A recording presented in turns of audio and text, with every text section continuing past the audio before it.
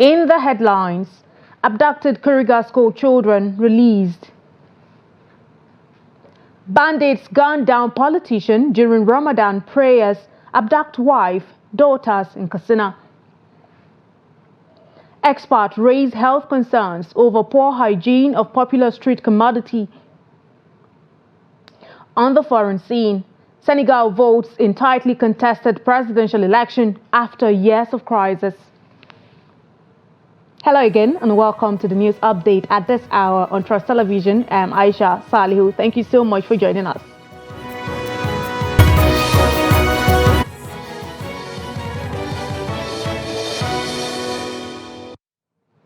And on the news info, we'll begin with the security update. The military has released the number of rescued students of LEA Primary School and Government Secondary School, Kuriga, in the Chikun local government area of Kaduna State.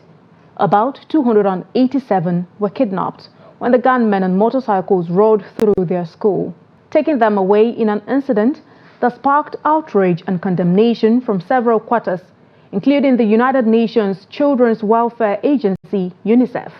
In a statement issued by the Director of Defense Media Operations, Major General Edward Buba, said that a total of 137 students were rescued, contrary to reports that 287 children were abducted by bandits on March 6. According to the statement, the children were rescued in Zamfara State in the early hours of Sunday through the joint efforts of the military and local authorities. The rescued hostages comprised 76 females and 61 males with ages between 8 and 15. The statement said the rescued students will be handed over to the Kaduna State government for further action.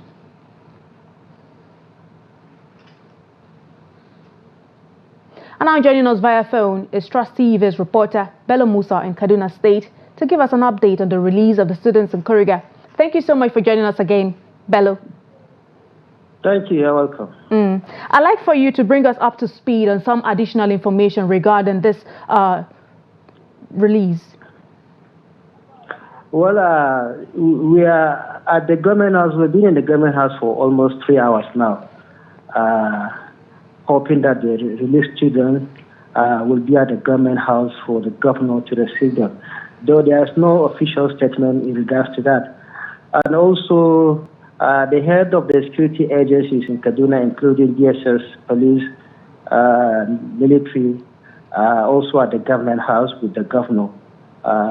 So far, this is the situation on ground. Now, we're having conflicting figures. Earlier, there were reports in some quarters that 287 of these children were kidnapped. And now the military is saying 137 were rescued in Zamfara. What can you make of these conflicting figures? Well, there is no statement or response from the government in regards to these conflicting figures. We're waiting for the government, the Congress of the government, to either issue statement or brief the media in regards to these conflicting figures. Earlier, we stated that these children have been taken to the hospitals for medical care, but now you're saying you are at the government house and you're yet to hear from officials at the government house, not even the governor himself. You've been there for over 3 hours now. Is there any hope inside that you may hear from the governor, say a statement from him, and also maybe you see these children that have been released? Well, there's hope because the governor is around, other government officials are also around, and as also head of security agencies, as I said earlier, they are all around the government. So we are hoping that the government may likely maybe address the press later. Okay. Whilst we all await the government addressing the press, we do hope to reconnect with you in subsequent bulletins to get further information regarding the release and more details about this kidnapped victims that have been released. Thank you so much for joining us, Bello Musa. Thank you, my pleasure. More on security matters. Bandits unleashed a deadly attack on worshippers observing Ramadan prayers in Meroa village, Faskari local government area of Katsina State on Saturday night. resulting in the tragic death of at least 2 individuals and leaving another wounded. Among the deceased was a prominent figure known as Alhaji Lado, suspected to be the prime target of the assailants. The victim, described as a businessman, politician and large-scale farmer, was killed when he resisted the orders of the attackers. According to an eyewitness, the attackers also kidnapped Alhaji Lado's wife and 2 daughters during the assault. Another victim of the attack, identified as a health worker named Sani, also lost his life. Katsina has been heavily affected by banditry, despite numerous efforts to curb the criminal activities, proven ineffective. And now joining us via phone is Trust TV's Abdullahi Yamadi, who spoke to residents of the community on the latest incident. Thank you so much, Abdullahi Yamadi. Thank you very much. So you have interface with these people. What can you make of your interface with them? Well, at the moment, Mairua town, the district headquarters of Mairua in Faskari local government area of Katsina State, has been thrown into mourning because a few minutes ago, the residents buried 2 of their loved ones who lost their lives as a result of these incidences of banditry.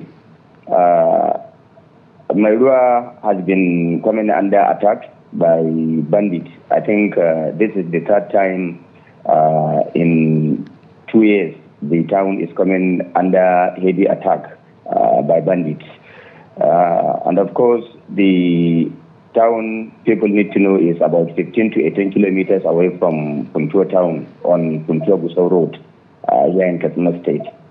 Residents are seriously worried and disturbed about the frequency of attacks, not only in Mairua, but in Faskari and other local government areas in Puntua zone, that is southern Katsina. Because despite numerous efforts being put in place by the government, the activities of bandits is getting worse by the day.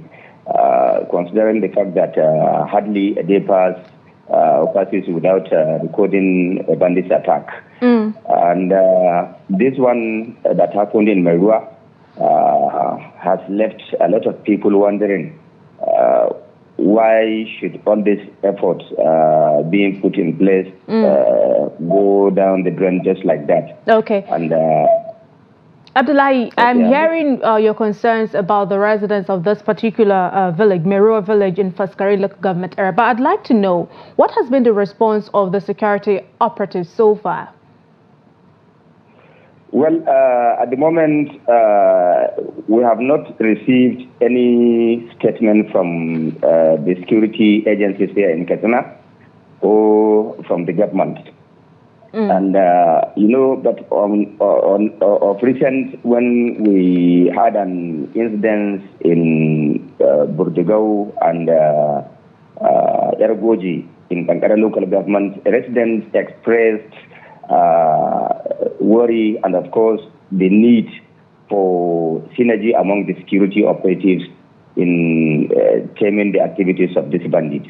So, likewise, residents of Mairua are also saying that there is this need for synergy among the security operatives to at least work together, have a serious collaboration that will lead to the arresting this situation of banditry in Katsina State. Now, finally, before I let you go, I'm very particular about this particular suspect. This target, I beg your pardon. This person who was killed, you have stated that about 2 people have died, and also people have also been kidnapped. I'd like to know why, if you've heard from the rest of the family members, and why was he targeted? Well, for instance, among the deceased, or rather the victims, was a prominent businessman, a large-scale farmer, and of course a prominent politician, not only in Faskari local government, but across Puntua zone. And of course, from what we learned, and of course from what the residents are saying, he must have been a prime target by the bandits for reason best known to them. Okay. When they went to the mosque, they figured him out and shot him on the spot. Even though some people are saying he was shot and killed because he resisted being kidnapped. But all the same, he's a prominent figure, and he may be a prime target by the bandits. Okay. Likewise, Sani Abdullahi, who is a health worker, was killed alongside Alaji Ladomelwa. And then there is another person who was shot and wounded, who was rushed to Puntua General Hospital last night, that is Saturday night. But he has been referred to Shika Hospital in Zaria at the moment. Okay. The wife to Ladomelwa and his daughter were abducted in the process. Yes, yes. All right. Thank you so much, Abdullahi Yamadi, for providing us with this further insights and details. We do hope to reconnect with you as soon as you have heard from security agencies on the way forward. Thank you so much for joining us on the news update. Okay, thank you most sincerely. Moving on to more stories. Suspected rice smugglers launched an attack on Nigeria Customs Service personnel at the Yori outstation in Kebbi State. According to Mohammed Tajuddin Salusi, the Customs Public Relations Officer for the Kebbi Area Command, the officer in charge of the outstation sustained injuries during the attack, and one AK-47 rifle was stolen but later recovered. The assailants made off with 29 out of 41 bags of rice seized by customs. The incident occurred after a combined team of the Yori outstation and surveillance team received information about suspected smuggling activity at the Yori waterside. Upon seizing 41 bags of foreign parboiled rice and transporting them to the outstation, a mob of smugglers attacked the outpost, prompting the customs management to request reinforcement from the command and sister agencies. Despite containing the situation with reinforcements, the mob proceeded to vandalize the OIC's personnel vehicle, as well as the outstation's air conditioners, chairs, tables, windows, doors, and other essential equipment. And now, away from security matters, sugarcane is primarily used for the production of ram or sugar, but in northern Nigeria and other parts of the country, people chew the raw stalk to savor the sweetness of its juice. Despite being a common practice across Nigeria, people also question the hygienic condition of the sugarcane, as vendors are usually seen on the streets using wheelbarrow to sell from place to place.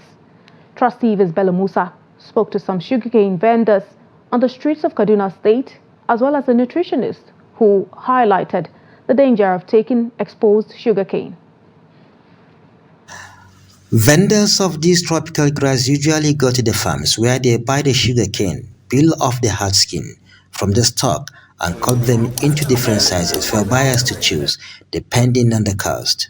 While some buy and take home for further cleaning, others chew theirs almost immediately, raising concerns of how hygienic they could be for immediate consumption. Most of us look a little bit rough because of the nature of sugarcane. Their stalks are always dusty and dirty when we go to pick them up. As for washing them, we use borehole water, so we try our best to keep them clean. We look somehow unkept because we don't have money to get good clothes.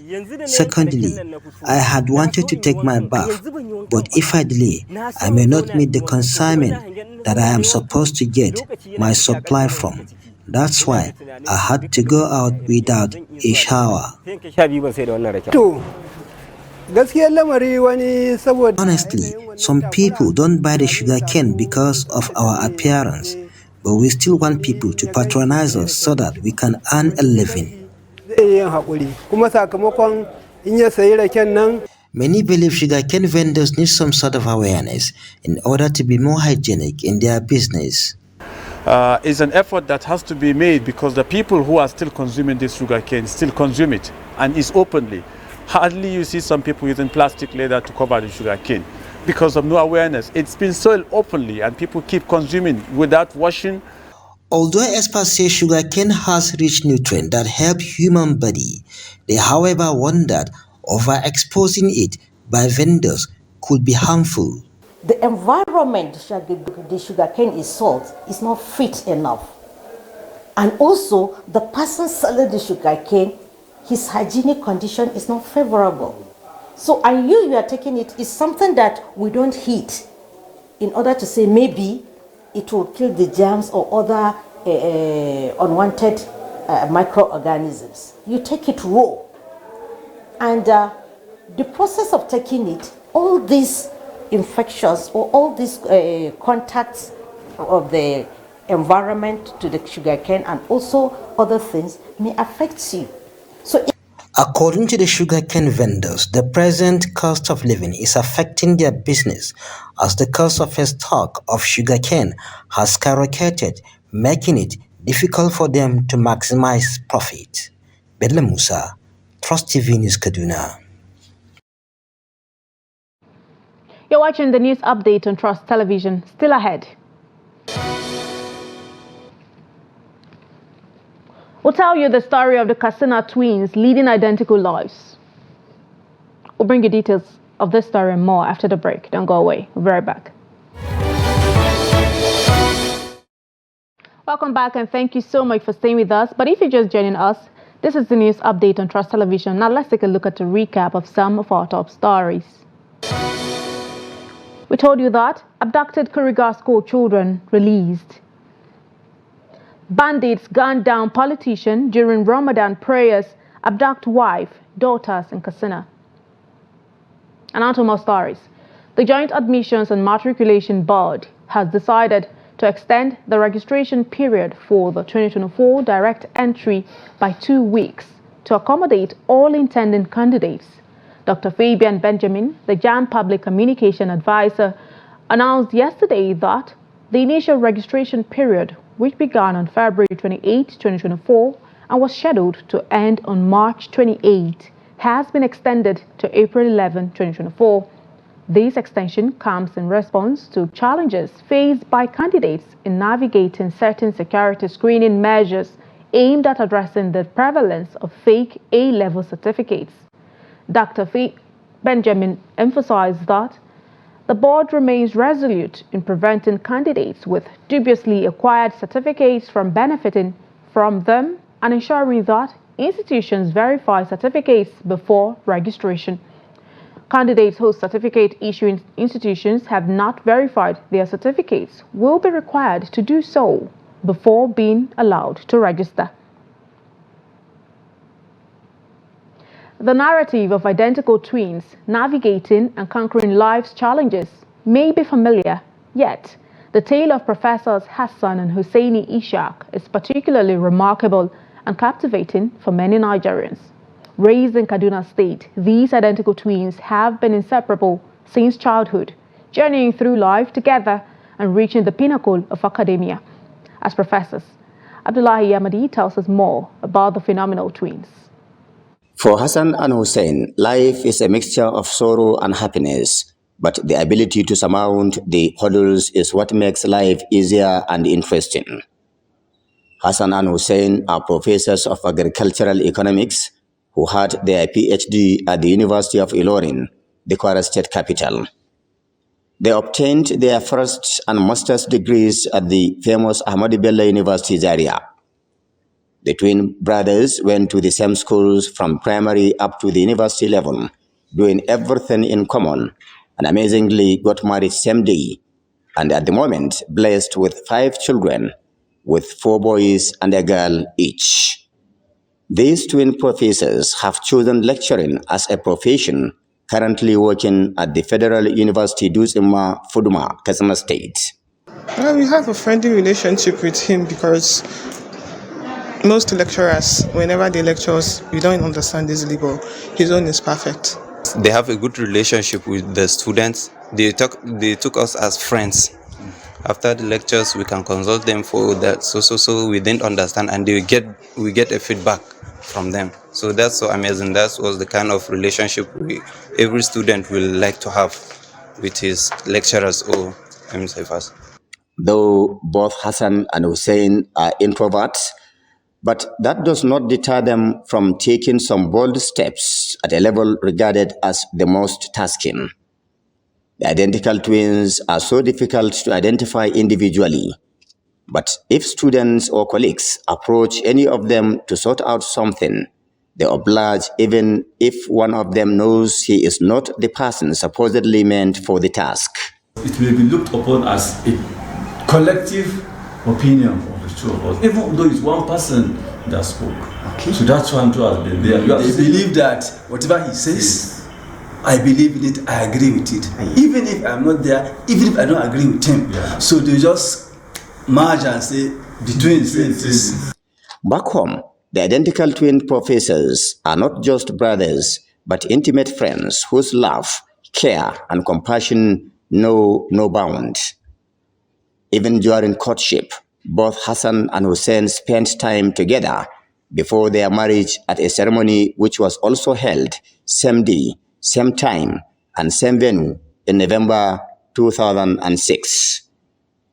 The children in these two separate families hardly understand who is their biological father and who isn't, because the professors do their fatherly role to all the children and the rest of their family members to the best of their ability. Born to the family of Ishaq Ibrahim and Mariam Idris in Kawu, Kaduna on the 9th August 1973, Hassan and Hussein attended Kaduna Capital Primary School after the usual Quranic education, from where both of them proceeded to Government College Kanu. Both Hassan and Hussein live peacefully and happily in Katsina.